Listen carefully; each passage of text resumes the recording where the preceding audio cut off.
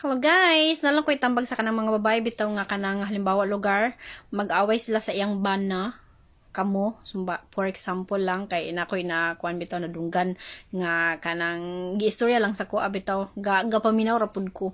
Giignan ako siya kung mag-away mo gali sa imong bana, ayaw paghilak-hilak kay ngano makaingon imong bana nga uy gugman ni siya sa kuha. Ako tambagan ta lang mo ha.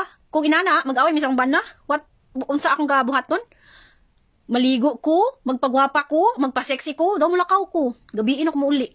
Ang akong buhaton, magsimba sa ko, magadto ko sa simbahan, dito na ako ikuan sa Ginoo ang akong mga kasakit, ang akong mga kanang mga pangandoy sa kinabuhi, dito na ako ikuan tanan, dili nga magadto ko sa kuan, dito na ako tanan ikuan tapos magsuro-suro lang ko.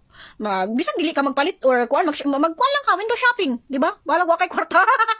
Di ba? Mura to. So muli ka gabi na dayon para matingalan ba na asa hindi ka na kung asawa, di na kaaway yun. Di na mo mag-away, di ba? Kay matingalan ba na kada mag-away mo mulakaw man ka. So makuan yun siya nga uy, di na ako magbrigaway sa asawa kay ngano mulakaw man yung asawa asa man siya paingon.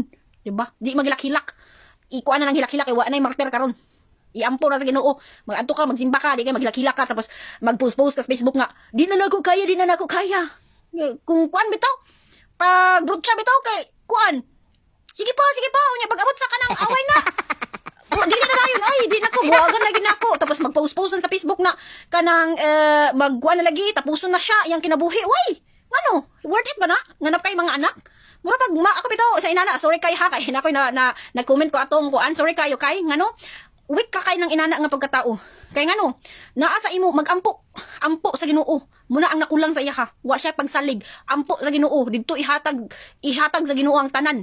Dili kay mag-post ka sa kuan na nakuan na hinon ka. Di nakuan na nimong utok, di ba? Kay nabe demonyo. So ang utok nimo gisudlan na kuan. Pag ampo anak lang. Di kay mag-post sa Facebook na mga anak dagtingalan ka kay kuan which is wrong. Dapat kung magsulod ka sa relationship, kabalo ka mo adjust. Kay nana naman gyud na wa be perfect. Nobody's perfect man. Na kung maingon ka nga kanang maghilak-hilak ka kay muli mo na dili na kakaya na unsa balik pa na sa imong tiyan ang imong mga anak. Di ba? Di ba di na? So unsaon man? Kung di na gid kuan nga nangabit ba imong bana unsa ba kay ngano man ag bigti ka nag-post Facebook? Biyay! Ba man di mo kaya magkuan? Mag-isa? Magtrabaho. Ngano? Di ba? Nakaya man gali nimo nga kuan na wala siya sa una. Nya karon magkuan ka, magpa-martir ka. Naiuban inana bitaw nga babae bitaw hina. Dapat kita mga babae kita ang ilaw ng tahanan. Na kung mawala ang ilaw ng tahanan, ngit-ngit na kayang balay. Gaya tag gitawag ilaw ng tahanan. Kay ikaw na ilaw ng tahanan, ikaw naman una og kuan. Kapoy nag-comment. Basta mo to. Bye-bye, God bless you.